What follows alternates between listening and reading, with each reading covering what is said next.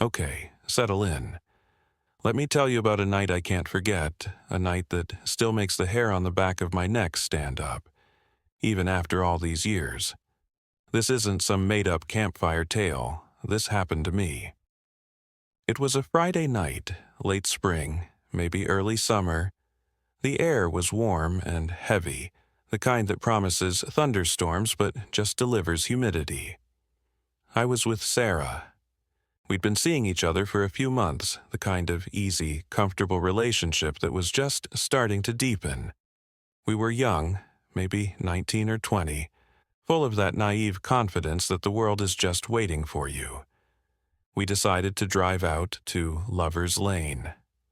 Yeah, I know, cliché, right? Every town has one. Ours was just a stretch of winding road that dead-ended at a small, overgrown clearing by the old abandoned quarry.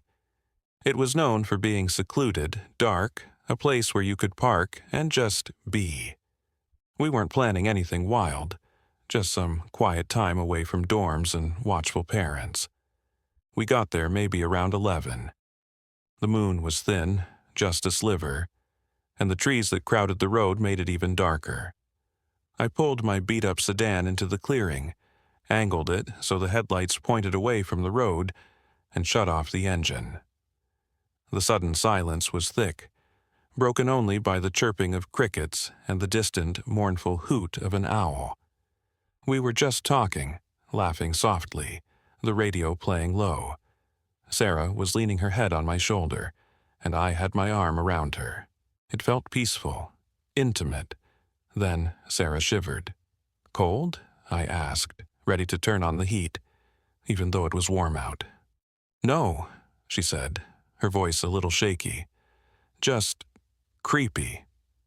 Creepy? Why? I chuckled, trying to sound cool and unaffected. I don't know, she said, sitting up a little. It's just so dark out here and quiet. That's the point, isn't it? I teased gently. Yeah, but have you ever heard the stories about this place? My stomach did a tiny flip. I knew the stories she meant. Every town has those too. The local urban legends, the tales whispered at sleepovers and around bonfires. The Hookman? I asked, my voice lower now. She nodded, her eyes wide in the dim light. Yeah, they said he escaped from the asylum up north a long time ago, and he comes out here because this is where he did, you know. I hadn't heard that part of the legend, the "this is where he did, you know" bit. The version I knew was just about the escaped patient with a hook for a hand who targeted parked cars on dark roads. It was a classic, a trope. I'd never actually felt scared by it before.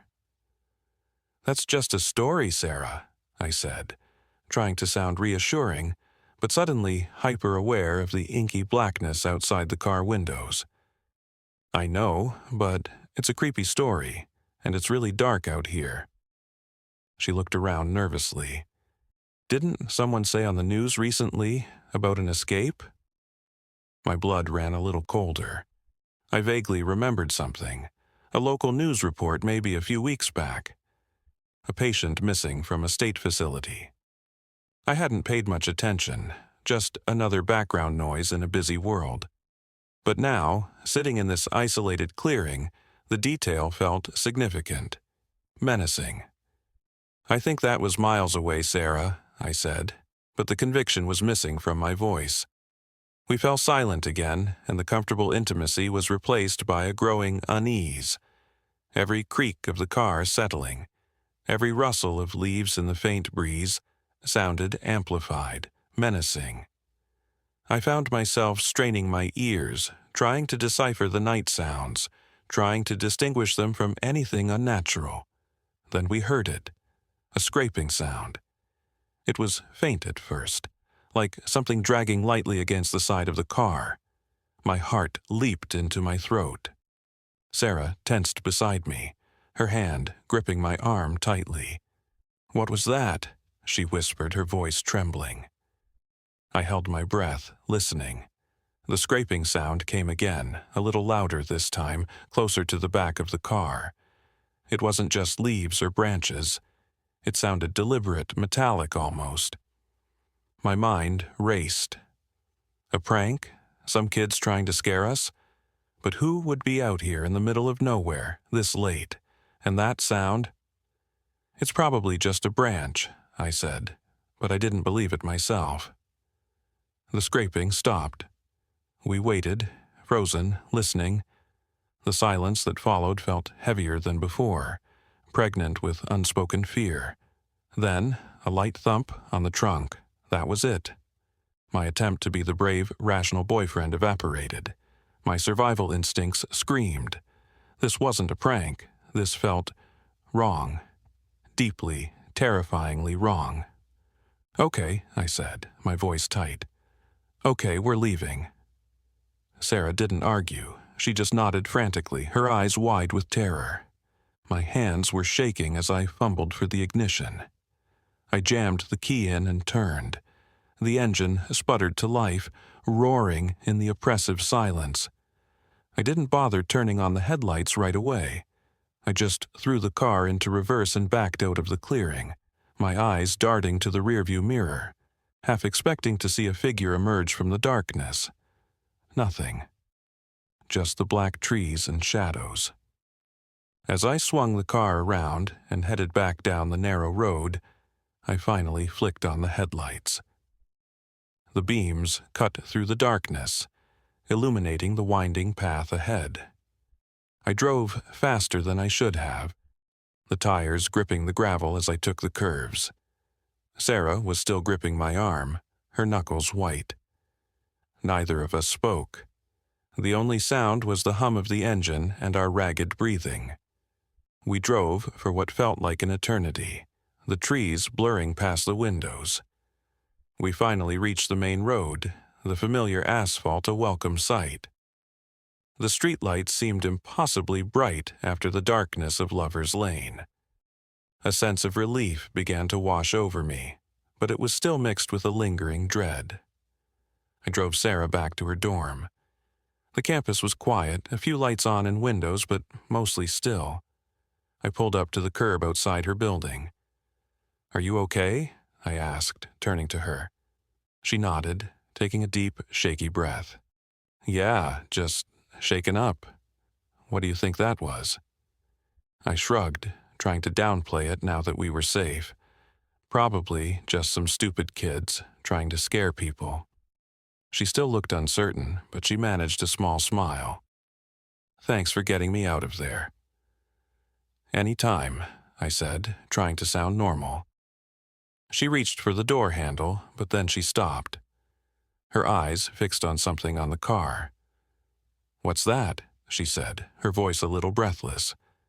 I followed her gaze. My eyes landed on the passenger side, near the back of the car, just above the rear wheel well. And then I saw it. It was metallic, gleaming faintly in the streetlight. Hook-shaped. It was embedded in the paintwork, like someone had swung it with incredible force, leaving a deep gouge and the hook itself lodged in the metal. My blood ran cold. This wasn't a prank. This wasn't kids. It was the hook. Sarah gasped, her hand flying to her mouth.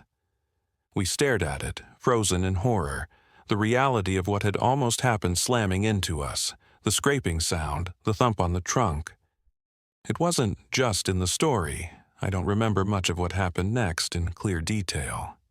Sarah screaming, me fumbling for my phone to call the police, the feeling of pure, unadulterated terror that gripped me.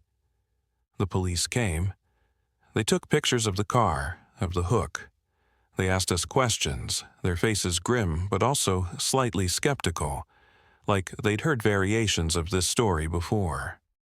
But the physical evidence, the hook embedded in my car, was undeniable. They never found anyone. No escaped patient matching the description, no suspects, nothing. The incident was reported, investigated, and eventually, I guess, filed away as another strange, unsolved occurrence. But for me, and for Sarah, it was real. The urban legend wasn't just a story. It was a night we lived through. A night where the line between folklore and terrifying reality blurred in the darkness of a secluded road. I sold that car a few months later. Couldn't stand to look at the dent, the memory it held. And I've never been back to Lover's Lane. I drive by the turnoff sometimes, and I still feel that same knot of fear in my stomach. They say urban legends are just cautionary tales, meant to keep you from doing things you shouldn't. Maybe they are. But I know that sometimes, just sometimes, those stories have a terrifying way of coming true. And I'll never forget the night the Hookman came for us.